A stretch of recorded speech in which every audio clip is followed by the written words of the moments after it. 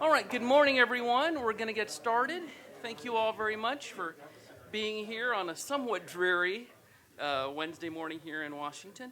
As I think you all know, I'm Clerk Irvin. I'm the former Inspector General at the State Department and at the Homeland Security Department, and most importantly for our purposes this morning, the Executive Director of the Homeland Security Program here at the Aspen Institute and the Executive Director of the Aspen Security Forum. I'm also concurrently a partner in the Washington office of the global law firm Squire Patton Boggs, and I see one of my colleagues there in the back. So again, welcome to all of you. Just a couple of housekeeping items before we begin. I want to thank the Washington Ideas Roundtable series, of which this is a part. We're grateful to Michelle Smith and to the Robert H. Smith Family Foundation for their generous support of this series. And I mentioned the Aspen Security Forum. As a number of you know, nearly all of you no doubt, we have been doing the Security Forum in Aspen for 7 years now, believe it or not. And for a number of years, I've been talking about the idea of doing a global version of the forum in another part of the world. And we actually debuted what we call Aspen Security Forum Global in London last week, and it was a roaring success. We were very pleased to have FBI Director Comey with us and President's Homeland Security Advisor Lisa Monaco. Our closing speaker on the British side was the Defense Secretary, and so we're off to a great start in that regard, and I hope to see all of you there next April. We're already in the throes of planning for it. More immediately, of course, July 27 to 30, we have the 7th Annual Aspen Security Forum. Among our confirmed speakers so far are CIA Director Brennan and Chairman of the Joint Chiefs, General Dunford. So we hope that all of you will join us for the Security Forum as well. And so with that, we will get to the business of the day. I'm so happy to welcome back to the Aspen Institute an old friend of the Aspen Institute and an even older friend of mine. The chairman and I were both, when we had black hair, Deputy Attorneys General to then Attorney General of Texas, our native Texas, John Cornyn. So we go way back. And we were just talking about a weekend. For some reason, we wound up having to stay the weekend in South Texas. We had some business in Mexico. We wound up seeing the Hannibal Lecter movie, I think it was. This is on C-SPAN, isn't it? And we bought dresses for your then little daughters at the time. So we're very pleased to have you with us. Chairman McCaul is currently serving his 6th term representing Texas's 10th district. It's a very large district that stretches all the way from Austin to the suburbs of Houston. He became chairman of the House Homeland Security Committee in 2013. He's also the co-founder and the co-chair of the Congressional High Tech Caucus and the Cybersecurity Caucus. Before joining the Congress, he was the chief of the Counterterrorism and National Security Division of the U.S. Attorney's Office in the Western District of Texas. I talked about his Attorney General stint. He was also a federal prosecutor here in Washington at the Department of Justice in the Public Integrity Section. He was graduated from Trinity University, and he has a JD degree from St. Mary's University School of Law. So, Mr. Chairman, welcome. So let's begin. We're going to have a conversation for about 30 minutes or so, and then I'll open it up to questions from the floor. My first question to you, sir, is, in your judgment, are we winning or are we losing the fight against ISIS? I would say that we're winning in some respects, but overall I think losing because ISIS is expanding. They have grown beyond Iraq and Syria, now into Egypt. They're in Libya. They have infiltrated Europe, as we've seen. We have the Belgian ambassador I had the honor to visit with the other day, and my condolences again to your people. But the external operations now are obviously have been more successful. I was in Paris and Brussels last May, and met with officials there. They were nervous back then. It was right before the Paris attacks. And I think the fact that you had these external operations occurring, and the reason why I think is because of the foreign fighter threat to Europe.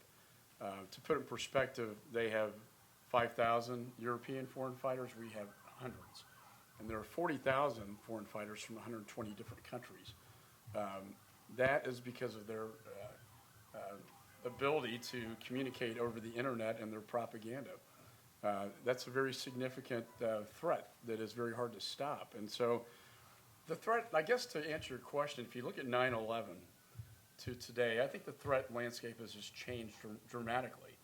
it's no longer bin Laden with caves and couriers and primitive style communications. It's really a new generation of terrorists who have learned how to use the internet and exploit it to their advantage in the social media aspects, and now the encryption piece as well that I know we'll get into, that has changed the threat landscape so dramatically that it's hard to control it. And that, coupled with what has been a lack of a military strategy to deal with the core threat where it exists, I think compounds the issue. I think we've had some progress as of late on the military side, and that's some good news, but the fact is it's a global internet-driven jihad movement that we're seeing right now.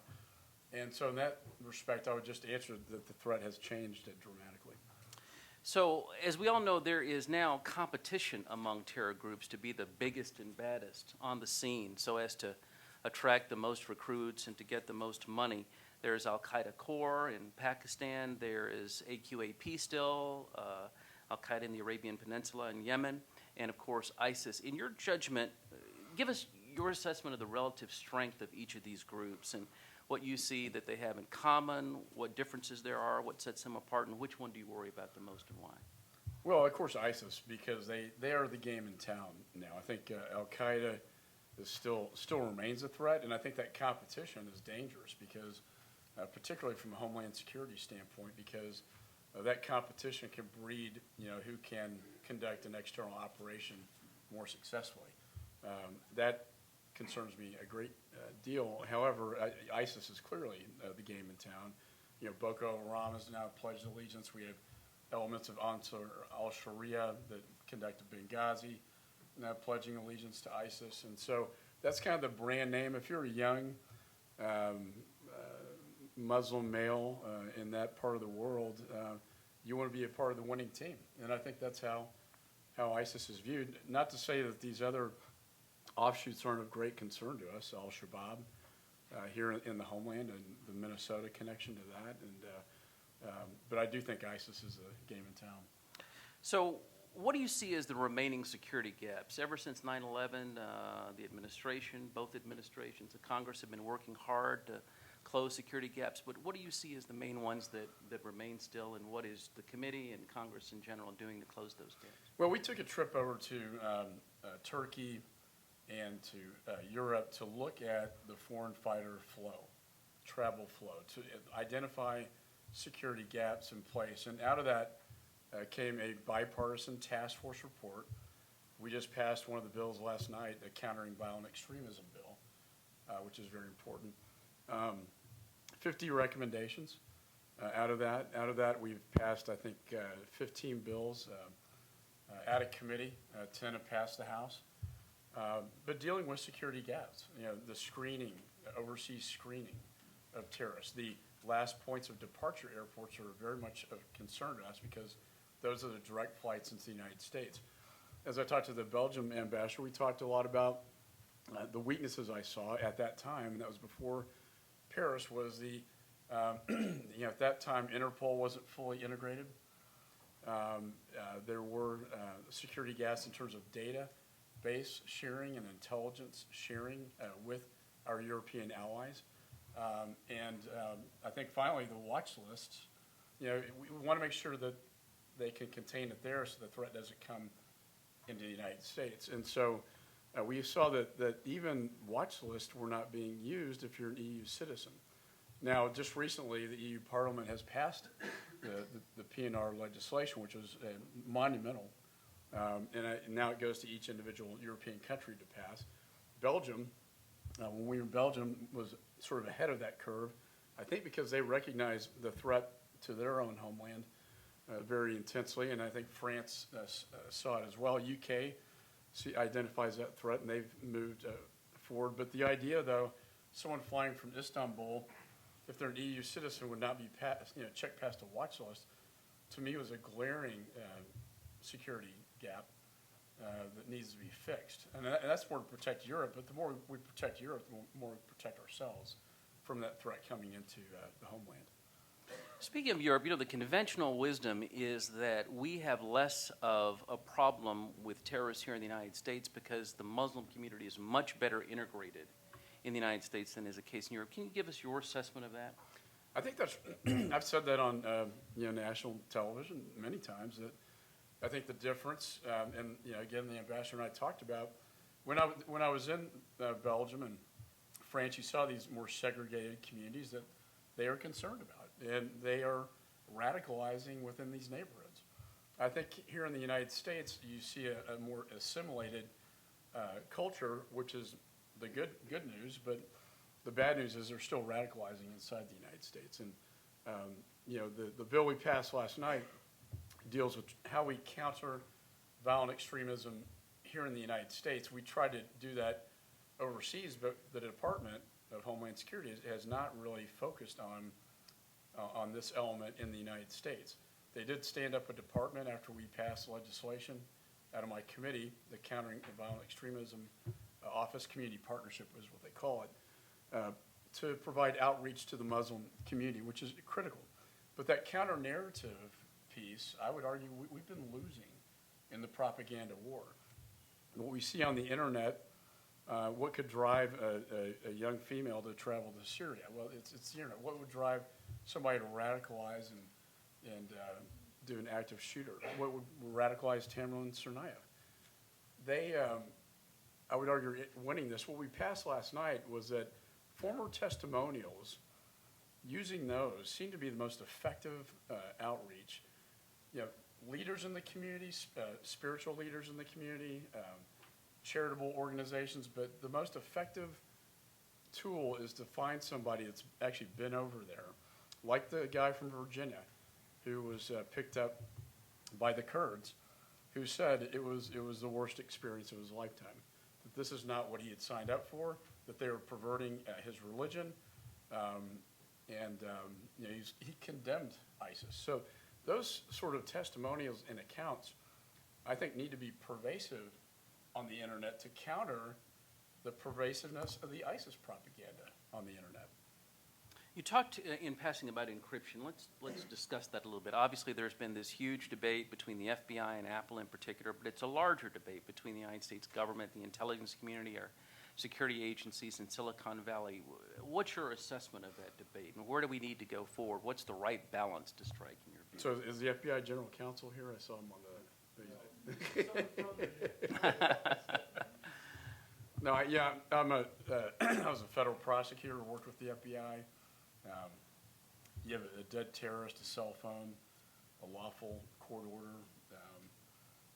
To me, it seems simple until you look at the complexity. And then when you talk to Apple, they'll tell you, look, if the FBI had that capability, that's fine, but we don't want to turn the keys over. We have to write codes to open up our phone and expose a vulnerability and a weakness in our device that we've spent a lot of time and money to protect. I think what we've seen in the post-Snowden phenomena is that the market has really responded to the Snowden revelations. And now what everybody wants are the most secure devices that nobody can get into, even the government. And even the manufacturer of the device itself. So that's the complexity of the Apple case. I think it was resolved, I think, the right way, and that was FBI found technology that was able to open it up without compelling a manufacturer to basically expose a weakness in their own product. And so I think the outcome was good in that case, but it does, there's a broader issue of what do you do with end-to-end encryption of apps? So in the Paris attacks, we know that Telegram was one of their favorite apps. We know that Junaid Hussein used WhatsApp out of Raqqa, Syria. We know that the Brussels attacks, that encryption was used in those cases. This is what I talked about at the outset. This is no longer like bin Laden, the old guard of primitive style communications. It's amazing how adept and savvy they are, and they're a younger generation that know how to use this technology to their advantage. So the end-to-end encryption on these apps, we can't see what they're saying. We didn't see Paris coming because we couldn't see the communications. As a prosecutor, if you can't see the communications, you can't disrupt the plot in advance. And then you can't use it evidentiary if when it rests on the phone, it vanishes, which is what happens now. The latest technology. So how do you balance all this? Well, there's some proposals, the Burr-Feinstein, that you have to comply with the court order, and there's some appeal to that. What I've been working on with Senator Mark Warner is the idea of a 9/11 style national commission, which has gotten broad-based support and endorsements to put stakeholders from both the tech industry, privacy, law enforcement, federal, state, and local, and the intelligence community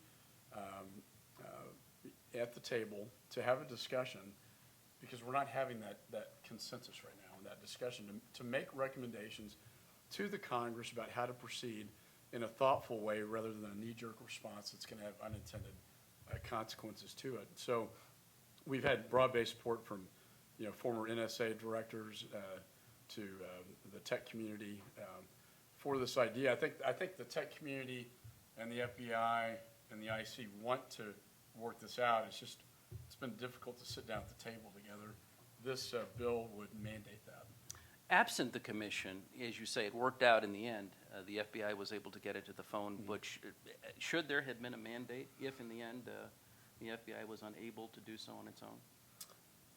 I think that's the complexity of this issue, and again, I put my prosecutor hat on. I say, absolutely, but then I know the tech industry very well, and I think to compel a private company to expose a vulnerability is a whole other issue.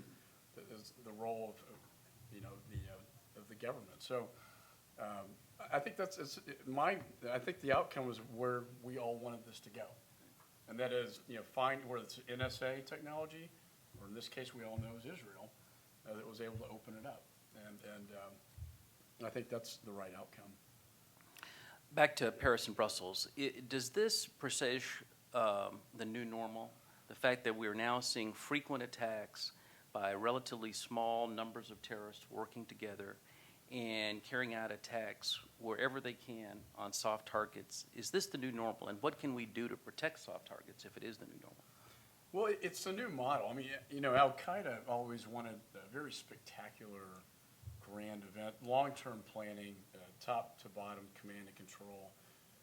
This is very different, and the foreign fighters are trained, again, 40,000 of them, 5,000 Europeans, hundreds of Americans, trained in the art of warfare. So the active shooter model seems to be, rather than they're still attempting, AQAP, for instance, still attempting to make bombs, to blow up airplanes.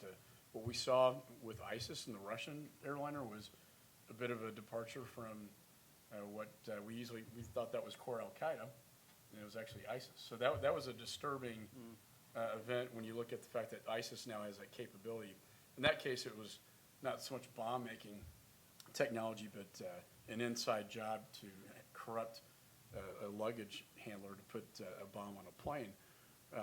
But I do think the active shooter model is the more pervasive model with the suicide bomber and the soft targets. A perimeter of an airport, a soccer stadium. The Brussels attacks was supposed to be on a soccer events in Paris, but because the suspect was apprehended, it was accelerated, and they hit Brussels instead. But it was still the same type of deal, active shooter. And that's what NYPD, I'm going up there today to speak at their International Police Association conference. That's what NYPD trains for day in and day out, is that active shooter scenario and suicide bomber. And you know what, Clark, it's very hard to stop it. And the only way you can stop it is really with good intelligence, with good undercover work, police work on the streets, good cooperation between federal, state, and local, the JTTS working together, right? But again, the encryption, what bothers me, and I think the director of the FBI, who I've talked to about this, and Steinbach, is that the fact that we can't see it, maybe we say there's no specific incredible threat, but that's what we know? What don't we know? We know we can't see a lot of their communications, and if you can't see that in advance, it's hard to stop an active shooter plot. Getting a firearm in the black market, AK-47s are their weapon of choice, can do a lot of damage, and we've seen them do this extensively in Europe and in Tunisia and other parts of Africa. And we don't want to see that happen in the United States. San Bernardino was, essentially an active shooter event. It's an easy thing to pull off. I will say I have to really commend the FBI and Homeland for the things that we've stopped. We've had over 80 ISIS followers arrested in the United States. We've had over 80 plots against the West.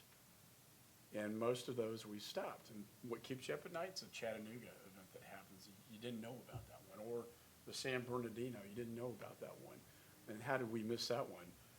Or the Brussels, or the Paris. But I will say, I've been just amazed at how much we have stopped and how many bad guys we've rolled up and gotten off the streets here to protect. And I think that's why you haven't seen it happen here as extensively as you've seen it in Europe. And you mentioned the FBI director. He was with us last summer in Aspen, and I think he said for the first time there that the FBI has active investigations underway and surveillance underway in all 50 states of the United States. Was that a surprise to you? I mean, obviously you see the intelligence, but that really shows the gravity of the threat, that it's not limited to New York and Washington, D.C., Los Angeles, the places where you would expect it, but literally in every state and community in the country. I mean, it didn't surprise me because I get the briefings. I mean, I've been for several years now, the cases have ramped up. We do a terror threat snapshot product every month, and the numbers every month go up of ISIS followers arrested and of plots against the West. So, yeah, there are investigations in all 50 states, 1,000 of them. And, I think what worries me the most is when I get briefed and you hear, there are people in Raqqa talking to people in the United States right now, and we can't see it.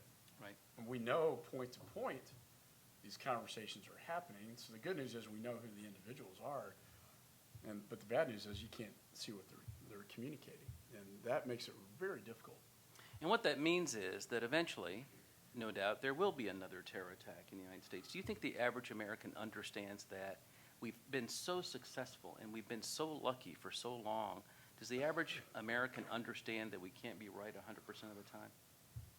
Yeah, I mean, I think they get, you always go through the security versus privacy, and then when an event happens, we always shift more to security. I lean more towards I try to balance it, but I'm a security guy, and I think there will be another event that will happen. I don't know when, but all the indicators are there that it's likely something will happen again. I think I'm far more concerned about Europe.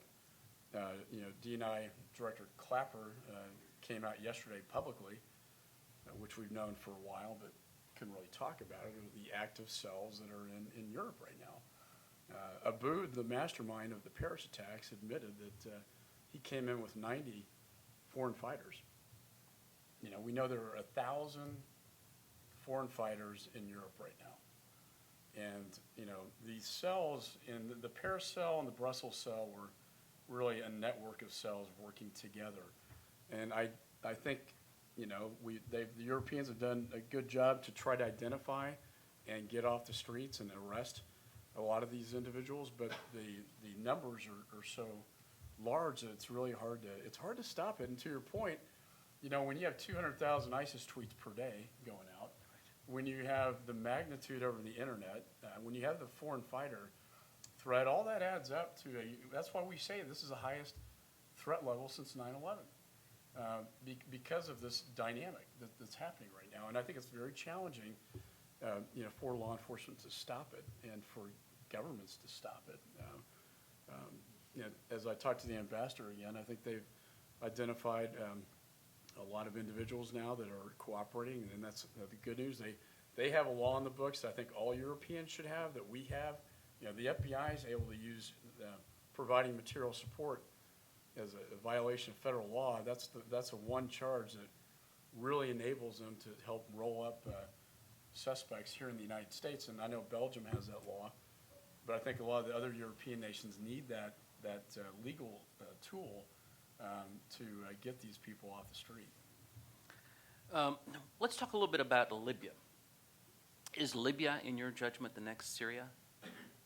I think Libya is it's a power vacuum. It has been since Gaddafi was overthrown in Benghazi. Ansar al-Sharia was a prominent force there. Since that time, Ansar al-Sharia, as you alluded to your initial question, many of these younger males want to be part of something bigger, and that's ISIS. We've also had some briefings that as we do squeeze and clamp down on them in Iraq and Syria, they say, don't come here, stay in Libya. We're going to expand the caliphate in Libya. So what I think you're seeing is an expansion of what they view as a caliphate in the Sinai in Egypt, which is very hot. And I'm going over there next week with Senator Cornyn, by the way. And then an expansion into Libya. And really all throughout northern Africa, we're seeing this, and parts of Asia as well. And so again, it's hard to, even if we squeeze the caliphate, I think the military objective is we have to eliminate that core threat. And then we have to deal with the political resolution to the Syrian conflict and diplomatic. And then finally, the counter-narrative piece. If we don't have the counter-narrative and the ideology piece, we're never going to win this thing. And that's where I think that's a worldwide, global internet threat that we have not effectively dealt with so far. I do think the poverty levels in that part of the world, if you're young and military age, you got nowhere else to go. And so they just join up like you would a gang here in the United States. But I do think that's why I say it's expanding, not contracting. And that's why I think the threat is increasing, not decreasing. Let's talk a little bit about the U.S.-Saudi relationship. Of course, there's been a lot of news lately about the famous 28 pages, and the word from the administration is that they're likely to be declassified soon. And of course, there's the issue of whether the 9/11 family should be able to sue the Saudi government for their alleged involvement in 9/11. Where do you stand on those issues and the overall U.S.-Saudi relationship? You had to ask that question. If he didn't, I would. So in full disclosure, I have read the 28 pages a few years ago. It was important to me because I heard about this and I wanted to know what was in the left out pages of the 9/11 report. I met with the author of the 28 pages who told me that at the time these were leads, essentially leads that were followed up by the commission and did not pan out. In other words, it'd be like a grand jury investigation that cannot be disclosed, and the leads didn't go anywhere. Having said that, having read the report, and I can't, because it is classified, I can't go into detail, but it would be damaging to our relationship with the Saudis. I think it does implicate lower levels, potentially within the family. And I think this really, you're dealing with charities. You have to remember the Sunnis give money to the Sunnis, charitable giving. And we saw a lot of this with the creation of the rebel forces, which morphed and mutated from Al-Qaeda in Iraq to ISIS. We saw a lot of funding coming out of the Gulf states of Sunni Arabs to support Sunnis, and they didn't care whether they're extremists or not, as long as they're fighting Assad, the Shia. And that's the problem. So going back to the Mujahideen fighting the Soviets, the Sunni Arab has supported these more militant efforts, and they have supported through charities other Sunni Arabs. And so I think, not getting into the details, but it would raise some eyebrows in terms of charitable organizations and possible connections. Thank you. Cybersecurity, we should talk about that. There was an article in the New York Times a couple of days ago. Admiral Rogers, the head of the NSA, the head of Cyber Command, is now talking openly about the use of our cyber warfare capability against ISIS. Can you comment on that and the role that you think cyber can play in the fight against ISIS in particular and terrorism in general? Yeah, and that's, I got asked this on Fox in the morning yesterday in New York. This is something I've been talking to the military about for quite some time, going back to Junaid Hussain. He was the guy sending the missiles to the Garland attackers. He was responsible for the 4th of July plot in New York that we thwarted last 4th of July. He was sort of the British sort of mastermind of their use of cyber capabilities to radicalize and send directives. Their message is one and the same: come to Syria, but if you can't, kill where you are. And kill where you are means military or police. And so if you have, again, 200,000 of these messages coming out per day, how can you effectively stop that? And so it goes back to what I was talking about, the radicalization over the internet, and how can you stop these communications that are doing so much damage, such that they've recruited, again, 40,000 foreign fighters from 120 different countries. That's the capability that they have over the internet. That's the difference between al-Baghdadi and what he's doing and bin Laden. So the ability to surgically go in and take out some of these communication command and control systems, to me, I've been an advocate for this for quite some time, because I've seen the damage. Going back to when Chattanooga happened, I went down to CENTCOM and got briefed on Junaid Hussain, and there were these internet cafes, and how do you deal with that? Now, we were able to take out Junaid Hussain, and he's no longer here.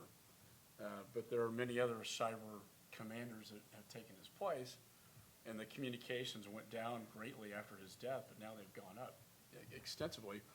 So I do think that a cyber command, a cyber operation to shut down their communications is vitally important. But what I can say here, that I don't have time on a 5-minute interview on national TV, is you got to be really careful though when you do that, because there is an intelligence gathering aspect to the internet. So you don't want to shut those lines off, and you don't want to hit your own assets either. You don't want to shut down entire countries. So you have to be very, I think, surgical in the way that you do it.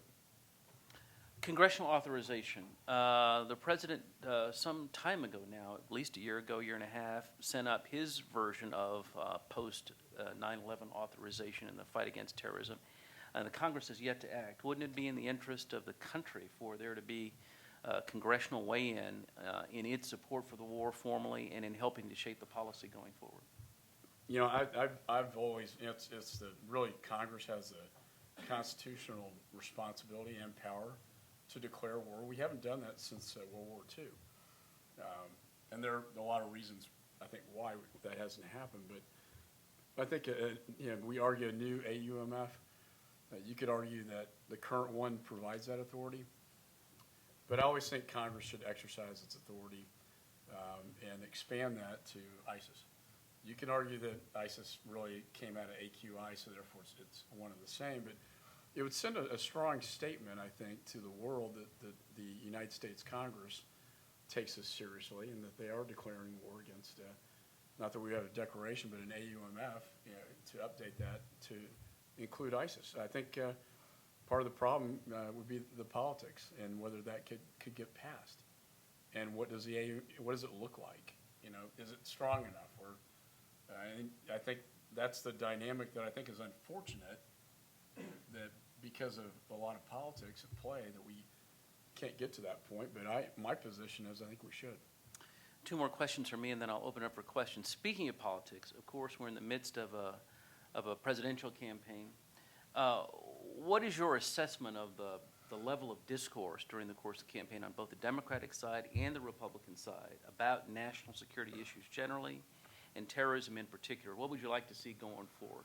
Well, I've said consistently that I don't hear enough of it. I mean, I think to me should be the number one issue going into the 2016 election. And if God forbid we're attacked again, maybe it will be.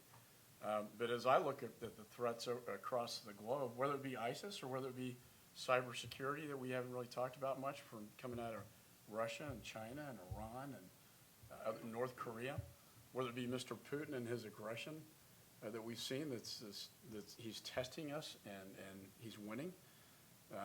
And we don't, I believe in peace through strength, and weakness invites aggression. My dad was a World War II guy, and Churchill talked about that, and Chamberlain allowed Hitler to take over. And I think that's how I view it. Condoleezza Rice told me you want them either to, you want other countries to love you, but if they don't, you want them to respect you. And if they don't respect you, you want them to fear you. And I don't think we have that today. So we don't have a consistent foreign policy. Our national security policy has not worked very well. I would argue Secretary Clinton's responsible, for a lot of this, but I don't really hear that coming out very strongly in this debate. I don't think the candidates, other than Secretary Clinton, she has experience, but I don't think the track record's a good one. Other than that, I don't think the candidates really have a lot of national security foreign policy experience. And I think one of the things we tried to do in the House is the Speaker, Ryan, has appointed me to be one of the chairmen to head up the National Security Task Force to outline a blueprint for the nominee and for House Republicans to come out with a proposing ideas, a positive agenda of this is what we stand for and this is the policy. Instead of criticizing and opposing everything, we need to propose our agenda. And that's precisely, I think the Speaker is absolutely correct on this. And I'm fully supportive, and I'm a part of this team to advance what will be our national security foreign policy agenda moving into the 2016 election. I will support whoever the nominee is. I do think this issue is an important one, and whoever it is going to need some very good advice around them. Final question. It is Secretary Johnson's last year, of course, as Secretary of the Department of Homeland Security. What grade would you give the Secretary on his way out? I would give him high marks, and I'll tell you why. I don't always agree with him. I mean, his executive action on immigration caused a lot of consternation, but I will tell you he communicates. I always tell him if the president would communicate with members of Congress like you do, he'd probably be a lot more popular with Congress or with House Republicans. He is in consistent communication with me. We talk on the phone regularly. We go have dinner, but we talk about what the agenda is. I think he's taken the department in a positive direction. I think he has increased morale. I think his predecessor actually absolutely I think degraded morale within the department. But I think he has stood up components. I think Admiral Neffinger is a great pick for TSA and is visionary in trying to take it in the right direction. I think the Cyber Command, and we passed the landmark cyber bill to authorize their operations. He has stood up the cyber operations, I think, at the NCIC and the capabilities. And he's a positive, I think, forward-thinking individual. And I think the unity of effort trying to pull the 22 agencies, which is not easy to do, I think trying to pull in the right direction. On most issues, I agree with him more than I disagree. We do have our disagreements. But he's always there to at least discuss it and give me his point of view, rather than I don't know, be belligerent about it. So, I would give him high marks. Thank you, sir. All right, we'll open it up now for questions. In typical Aspen fashion, if you just raise your tent card if you'd like to ask a question, please make it a question rather than a statement. Please make it one question, and please make it a short question so that we can get as many people to engage with the chairman as possible. So we'll start with Don Warren. And please press your microphone button here, please, to start. Thank you, Clark. Thank you, Mr. Chairman, for being here today. Thank you for your service to the nation. Don Warren was the first Director of Operations Support at National Counterterrorism Center. And no good deed goes unpunished. I was the first Deputy Assistant Secretary of Defense for Homeland Security. Your last question, perfect segue for what I have on my mind. The Congress had to pass Goldwater and Nichols in 1986, 40 years after the establishment of the Department of Defense, to kind of tweak things and get it right. Setting up Homeland Security was a great first swag, and as you said, Secretary Johnson has made some good around the edges changes, but you yourself a couple of years ago said you'd have to legislate some of the changes to move Homeland Security forward. What do you think, assuming nothing's going to happen until a new administration, what could Congress do to take that next step and move Homeland Security closer to bringing the 22 agencies together, to perhaps commonizing the acquisition support, to formalizing the processes, and quite honestly, to reduce the 108 congressional oversight committees? Yeah, and thanks for the tee-up on that. I get frustrated because the only agency I have 100% jurisdiction over is TSA, and we are doing a TSA authorization bill.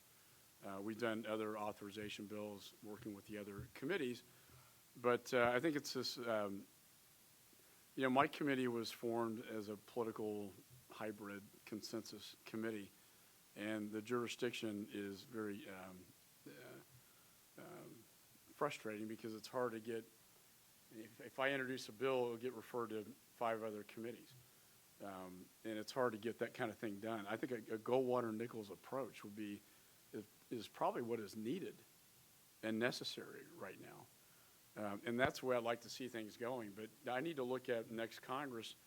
Are we going to try to look at a rules package that changes some of the jurisdictional lines or not? Because we need to fix the committee too, and the Congress, and that will allow us to pass something like that, because otherwise it gets held up. And I think obviously I'd have to have the support of whoever's in the executive branch, and then have the Senate actually be able to move something, and that's frustrating, obviously, as well. But I think sort of a transformational bill like that would go a long ways.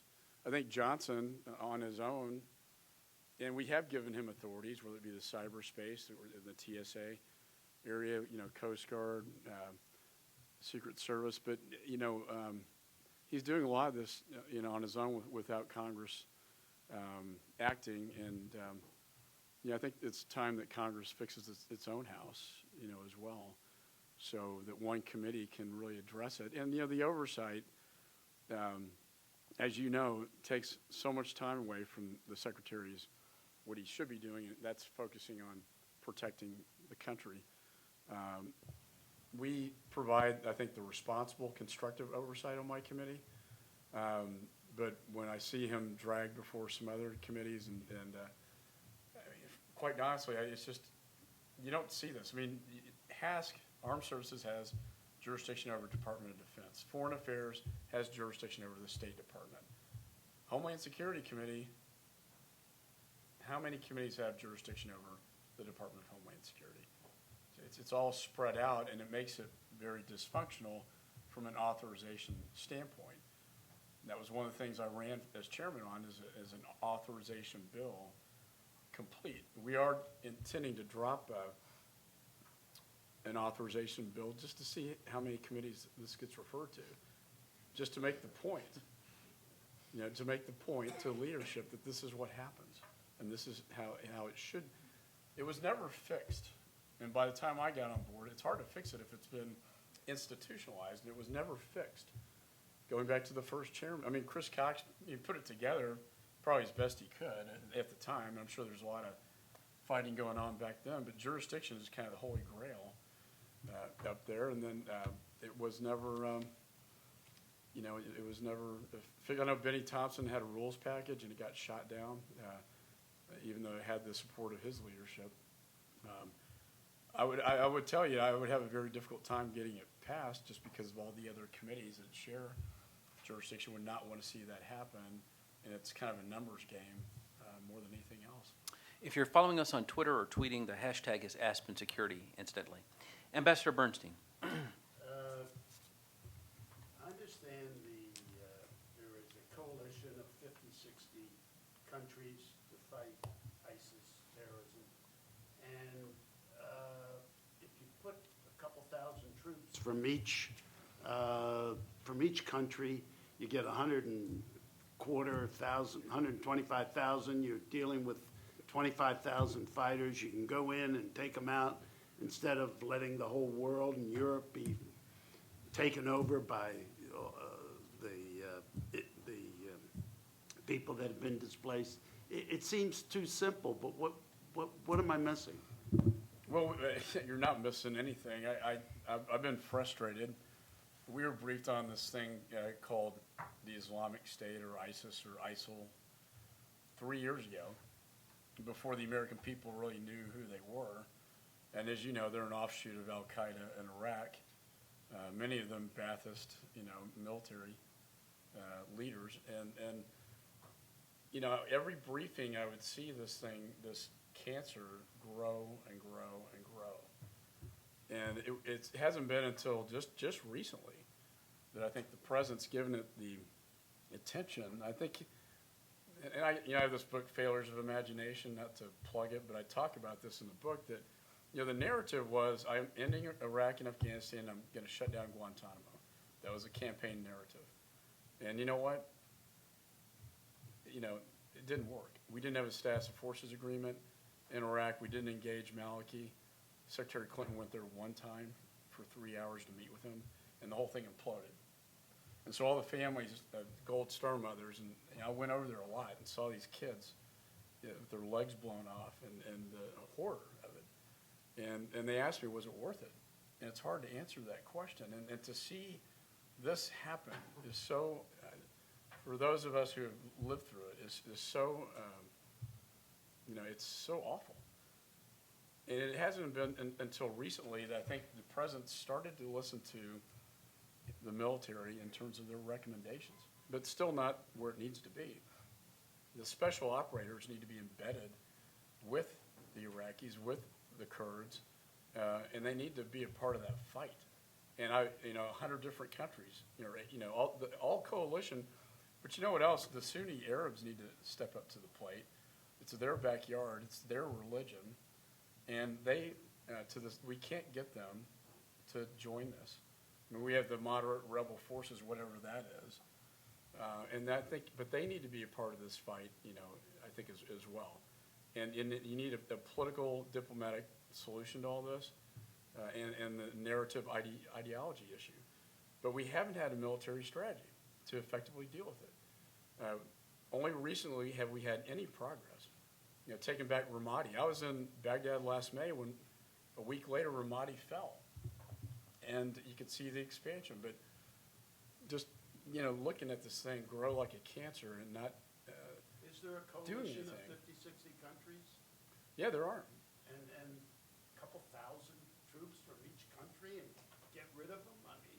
Well, again, I think, putting 200,000 U.S. combat, I don't know if that's going to fly politically. 2,000. But yeah, if all the coalition partners would stand out,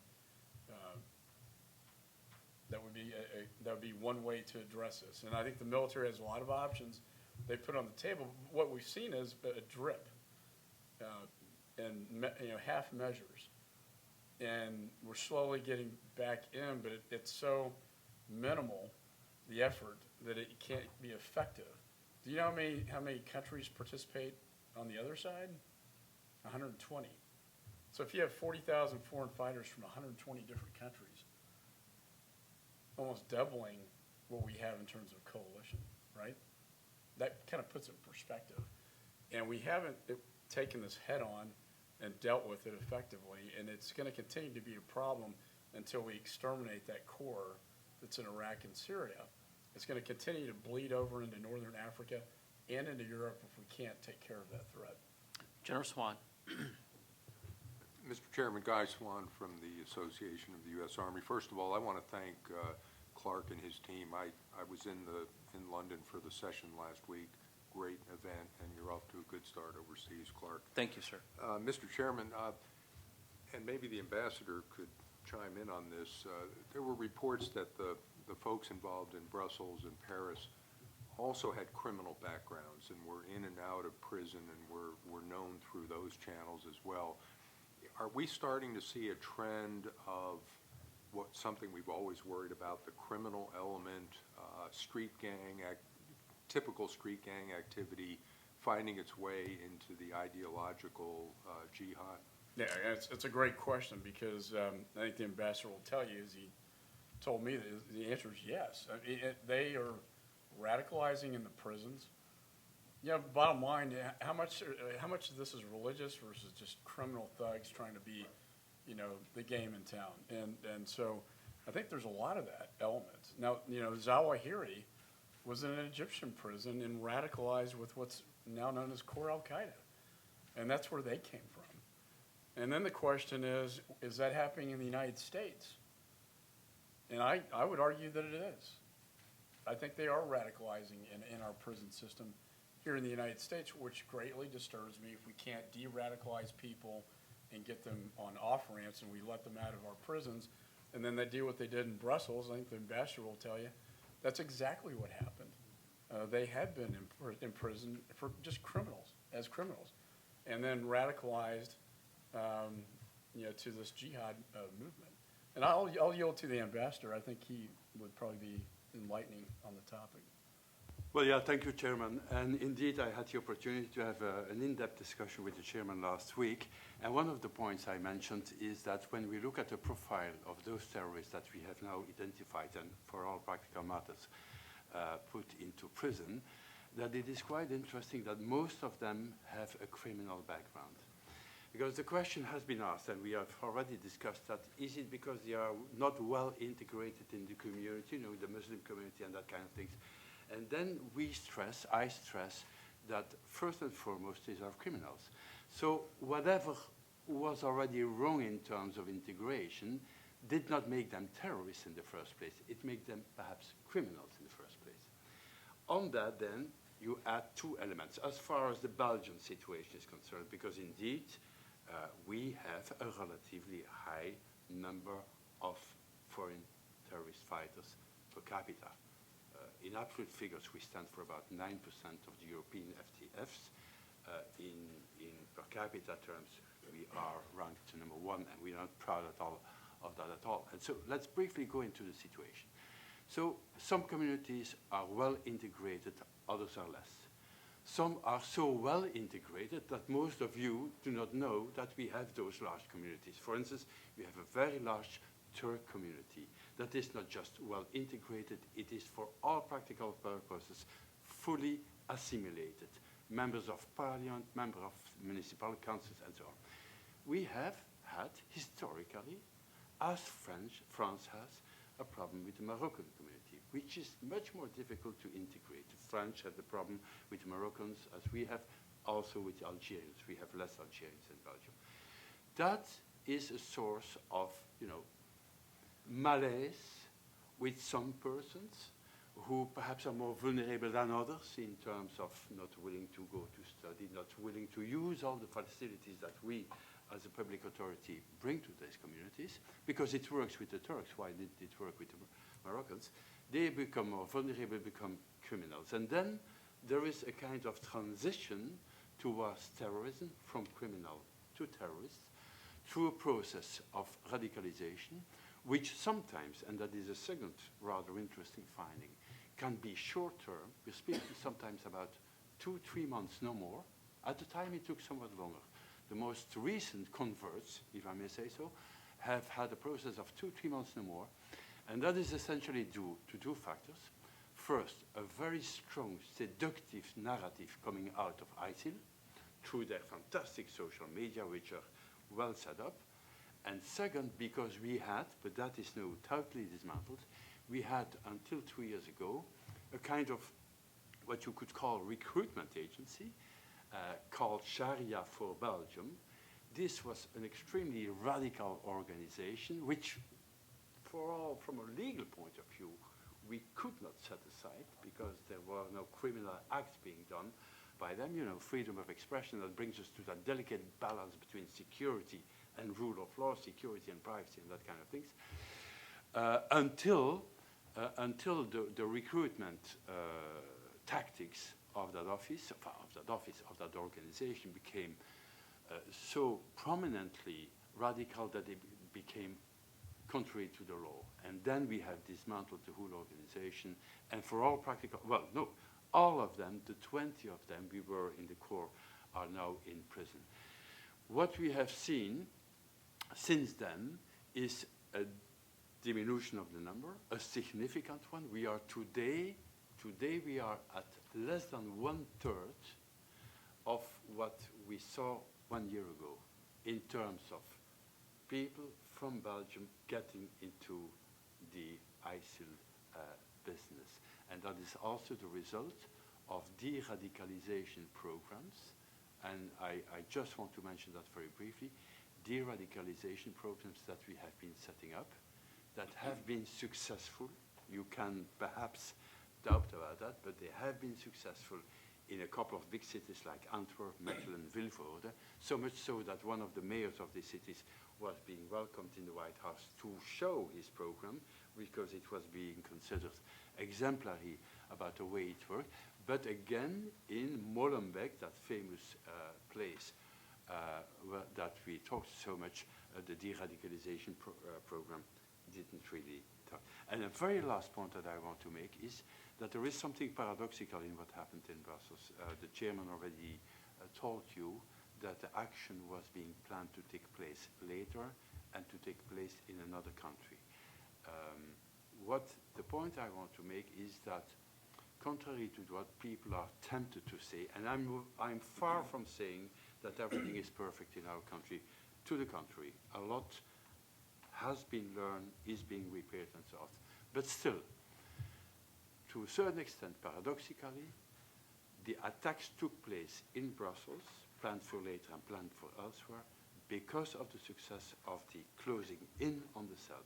And that is why precipitously they added it. I also would like to recall another paradox, that is that 1 year ago, in January 15, we were uploaded in most of the papers, in most of the places where we go, for having dismantled a very serious network in Verviers, close to Liège, which is a city to the southeast of Belgium, that was in the offing of doing a major attack against 2, perhaps 3 police stations, and that was being dismantled. And at that time, we were considered heroes.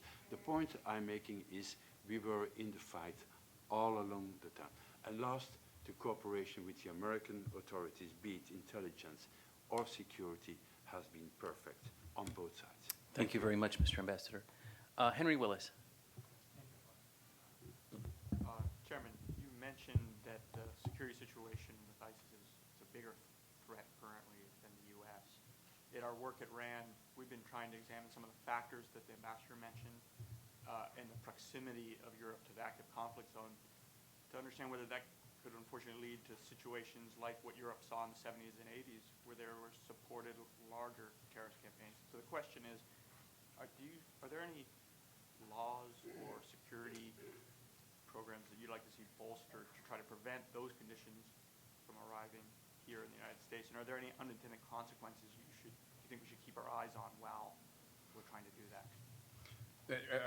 Yeah, it's a good question. I think the reason why I say the threat level is higher in Europe, and it is, than here, although I'm concerned about the conditions here as well, is the proximity, is the sheer number of foreign fighters from Europe that have returned, and they're all ticking time bombs. And then compared to the hundreds that we've had, leave the United States, the number that have come back is, I can't get into that, but they are being monitored. But that's who we know about. And so it's all about keeping threats outside of the United States. So identifying the threats. So the terrorist screening travel bill we passed out of my committee that came out of the task force, vitally important.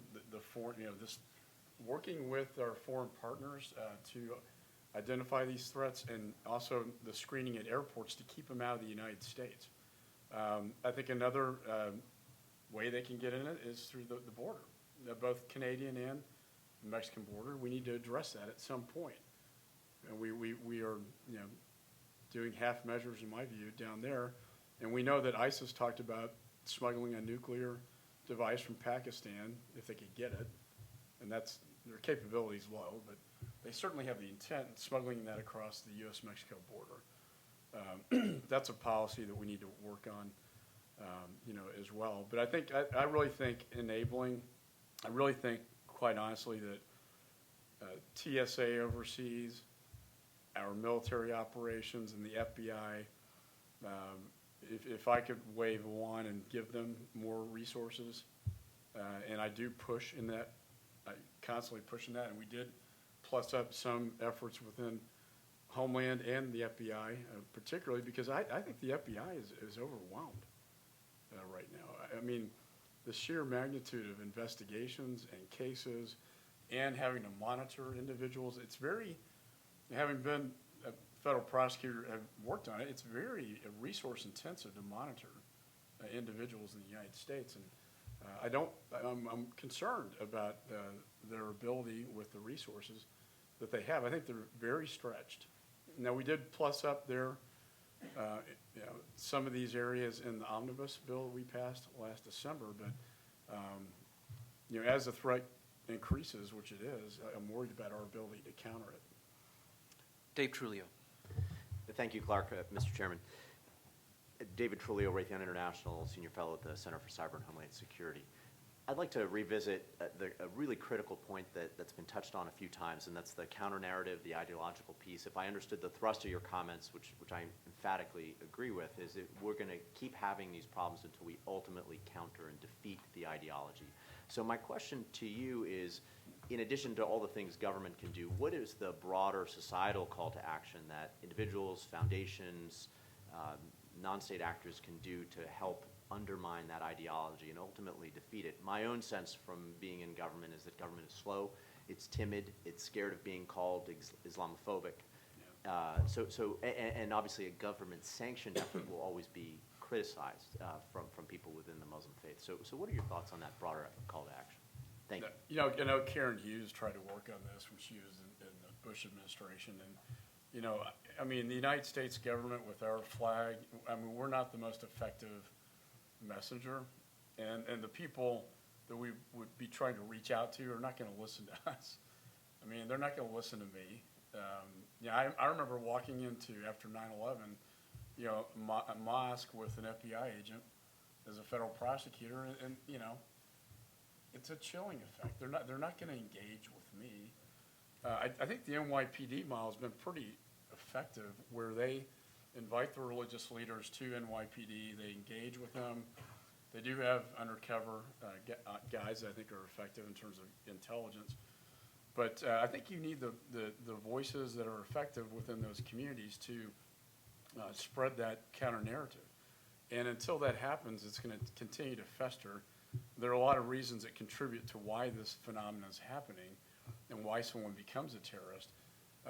But again, I think the extremist who's been over there telling the story, and we're planning to have a hearing in my committee with someone who's been to the region and has come back to try to amplify that.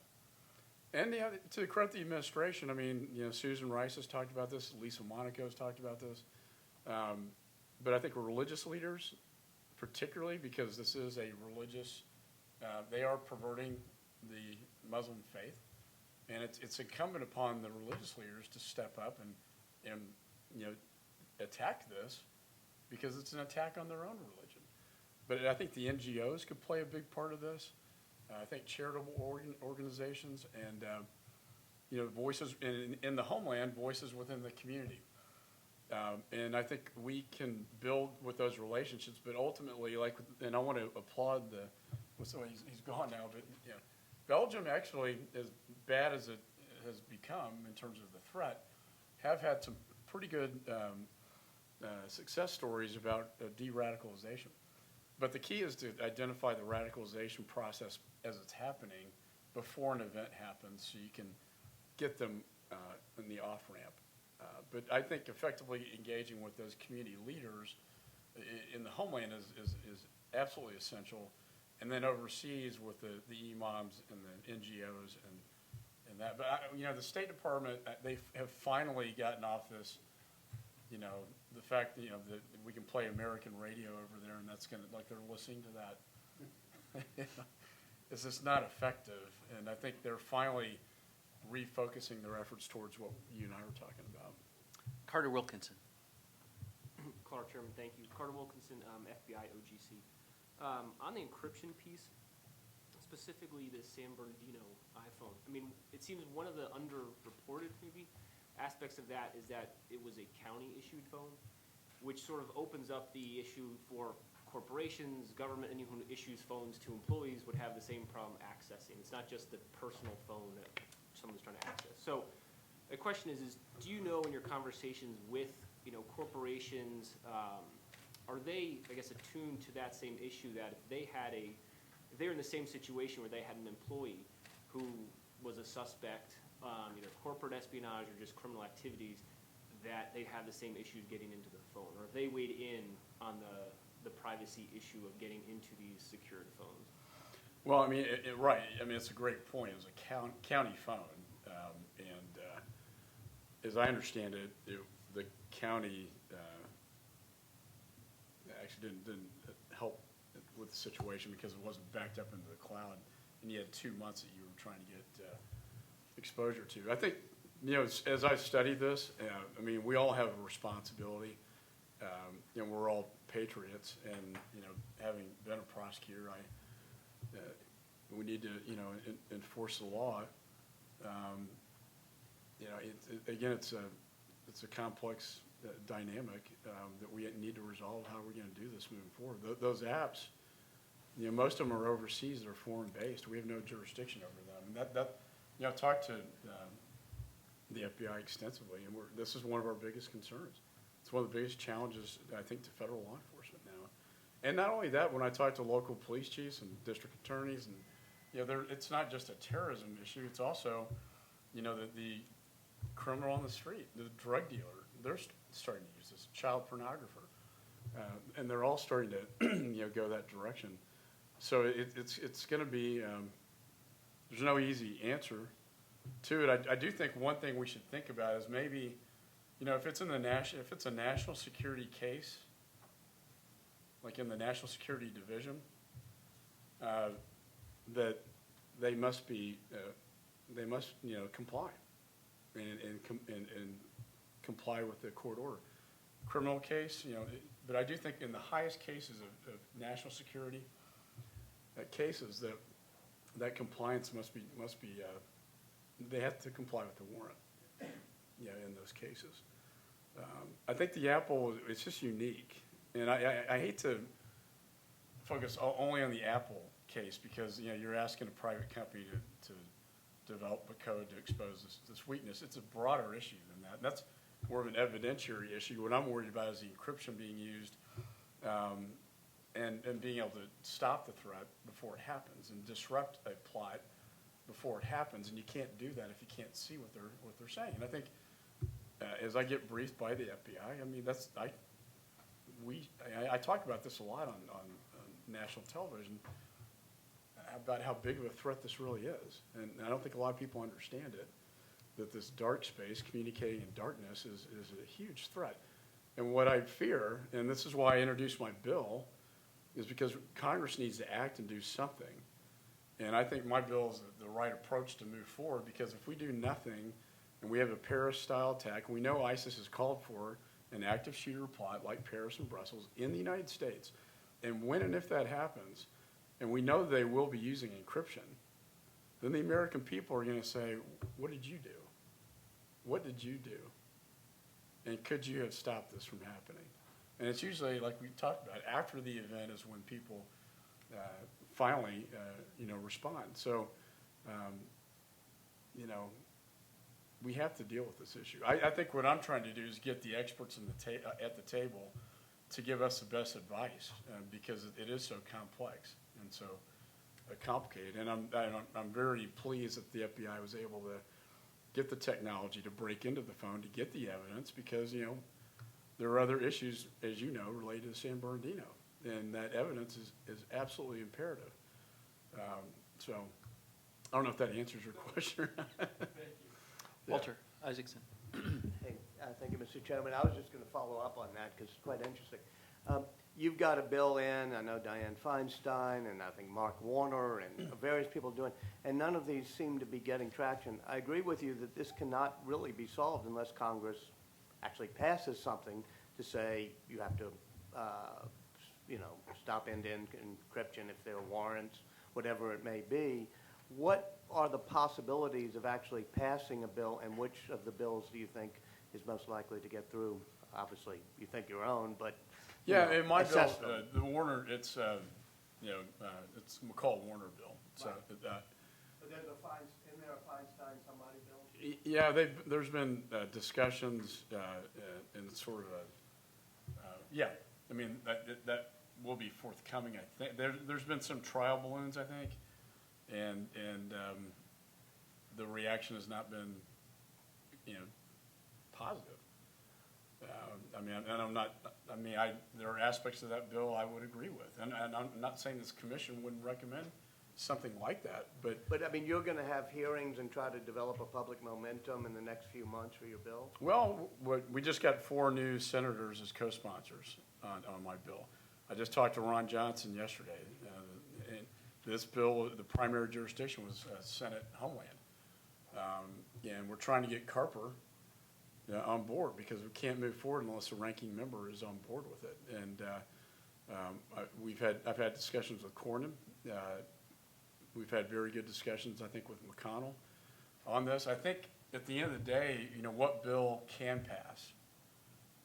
And, a bill that is perceived as, putting a backdoor into a phone, that the government will access is not going to go over with the American people very well. This is not. I remember when the SOPA legislation was going to pass, I got calls from my teenagers for the first time about legislation. They usually don't really care. But you also open up to the hackers as well. So that's why I'm talking about being careful with what legislative response we have. And that's why I think, and it may not even be, I'd rather see this handled by Congress rather than the courts too. And I think the FBI and Apple would both agree with that. They didn't want to see this thing erupt in the courts the way it did, but they both felt like they didn't have a choice, at the end of the day. So we're trying to get the stakeholders in the room to work this out. And it mandates a national consensus. And the fact of the matter is the rest of the world is watching how we handle this. And we got to be very careful. And that's why I think getting the intelligence community and the FBI and state and local law enforcement, privacy and tech together and we mandate that they report to Congress in 6 months, and then a year with a final report on digital security, which goes well beyond the iPhone, Apple phone issue. So that's why I think this is the right way to do it. But I agree with you, Congress does need to act. And that's what the federal judge said in New York, was that the FBI or justice is having to rely on a 1789 statute, All Writs Act. It's clear that the technology is so way ahead of the law right now. Law hasn't caught up to it. The fact we have to use a law that was passed under George Washington. I mean, that says it all. And so I think Congress does need to act. And a stalemate, if an event, God forbid, happens, then people are going to say, why didn't you pass this? Why didn't you do something? And so I think that's the big debate. I think there are encouraging signs, I think, in the Senate that we could get this done. But every day we wait, it's another day for the terrorist. I think we need to act now. Chairman has a hard stop at 11:30, so I think we've got time for 2 questions if they're short and if the responses are short. So let's see. Andrew Howell and Frank Kesterman. Let's start with you, Frank. I think yours was up first. Thank you, Clark. Mr. Chairman, can we get your views in cybersecurity with respect to state actors, specifically China and the People's Liberation Army, the indictment of 5 high-ranking military officers as a deterrent? Should we be doing more of that? What's happened? What's been the result of taking that kind of strong tactic? And let's get Andrew's question as well. So just on a little bit of the cybersecurity theme again, you've been a longtime leader on cybersecurity information sharing. I think everyone would recognize that, and if not for your work, we wouldn't have seen a CISA bill pass last year. How do you see the issue of cybersecurity information sharing as it relates to the most recent allegations or questions as to whether or not the FBI will share information on the vulnerability that was found in the iPhone with Apple or the private sector generally? It seems to be that that approach is not in line with the information sharing approach that so many people have been so supportive of over the last 10 years. Yeah, we always going back to the FBI and the iPhone. But, this is Apple's concern. If they wrote the codes to open it up, then China would probably tell them, give us the codes. We got phones we want you to open up here.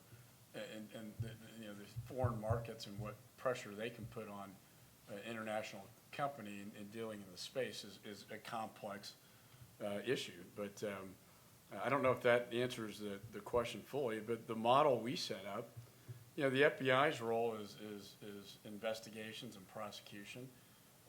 The military DoD role is just that. It's NSA. It's standing up in the event of a cyber warfare attack. And the role of the DHS is a civilian. We need to have a civilian portal that can't prosecute or spy on you as the information sharing portal, because otherwise no one's going to share information. And a lot of tech companies will tell you if it's the NSA, that's their great fear post-Snowden, is if they think the NSA is in your networks, they won't work with you. And so that's a model we set up. I think what I've been interested to see is now that they did certify the NKIC in a timely basis as required by the law that I passed. And now the oversight process will begin in terms of participation. And the greater the participation, the more of value it is to protect the private sector. But it also helps the federal government because 85% of the malicious codes are in the private sector. So we really need that flow of information on malicious codes, back and forth. Now the portal, we have all the various federal agencies sharing with the NKIC to push that information out, but we need the participation of the private sector as well, which is what I've been trying to push. And I think you have to have the trust in the private sector to work with DHS and the capability there. To answer, I think your question, which is a really good note to end on, is that I don't think there have been enough consequences to bad behavior. My 5 kids, if they're not punished for bad behavior, they continue the bad behavior. And if there are no consequences, you continue to see it. So, as I see it, the theft of intellectual property is huge. Russian organized crime, Target, Home Depot, credit card theft, all this stuff. And then the espionage, we see so much of that coming out of China. I mean, the Anthem 80 million healthcare records stolen and a big data theft, and then followed right after that by the OPM breach of 20 million security clearances, including my own, and I'm sure Clark's as well. I got my notification. Of course, when I filled it out, it was with the FBI. I did it in paper in 1990, and then they digitized it and scanned it in. Not the FBI, but OPM. But the point is, what was the consequence to that?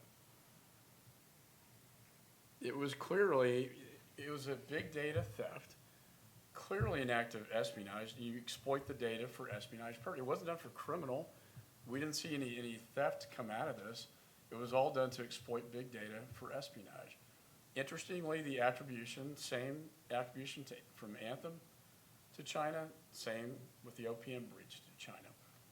That was an insider threat where the credentials of a former employee were used to get inside the networks and then do the damage that they did. You overlay those 80 million healthcare records and the 20 million security clearances, and we have long-term national security problems now. And there was no consequence for it. Other than a meeting, there was a meeting that was held with Chinese leaders, officials, and we'll see what comes out of that. But this is that raises the bigger question of, in the cyberspace, there are no rules. There are no international rules of the game. What is an act of cyber warfare? If I go in like North Korea did and knock out, Sony in a destructive attack, or Iran goes into Saudi Aramco and blows up 30,000 hard drives. That's kind of a digital bomb in my view. So and we asked, I had a bill, got out of Foreign Affairs to have the State Department define what's an act of cyber warfare. And then what is a proportionate response, if there isn't an act of cyber warfare, what's a proportionate response to that attack? It's like the Wild West. I have private companies tell me, I would like to hack back. I'm doing the attribution. I know who's doing this to me, but it's illegal. I can't hit them back, and you guys aren't doing it. And so it's a really interesting area that's only going to grow. This is an emerging field that has huge growth, but because it's so ill-defined and because it is growing so fast, again, it's kind of like going back to the encryption issue. The rules of the game are way behind what's going on in the cyberspace, and I believe that when I worry about blueprints to defense contractors getting stolen, or this is stuff that it's not sexy because it's not like a spy being caught in the Pentagon stealing files, but that's exactly what they did. They stole 20 million security clearances. But if you had a live actor being caught in a federal building stealing a bunch of files, and that would be a big deal. And in the cyberspace, sometimes it's, that's just, that's on computers, and not really understand that. And I think there's an educational process with the Congress, too, which is why I formed the Cybersecurity Caucus, is to try to educate members of Congress that this is a really big issue, and it's very important. And that's why I drove that legislation to try to do something to help protect not only the federal government, but our critical infrastructures in the private sector, whether it be energy, financial. Everybody hears about the nightmare scenario of the power grids being shut down, or financial institutions are getting hit every day by Iran. Imagine the stock exchange being taken down. The financial chaos would be, we talk about the active shooter and the suicide bomber, that's going to do some damage, and we're very worried about that. But boy, this space over here can cause far greater damage and has far greater consequences to it if we can't get a handle on it. So, Sir, you fully understand the problems that we're faced with. We are in good hands. Thank you for the question. Thank you. Well, I wish I had more authority than I do, but I didn't get a chance to say thanks to Clark, my dear friend, for many years, and the Aspen Institute, who just does an incredible job with these forums that I think it's a great exchange of ideas and information, and appreciate you having me. Thank you very much. Please join me in thanking the chairman.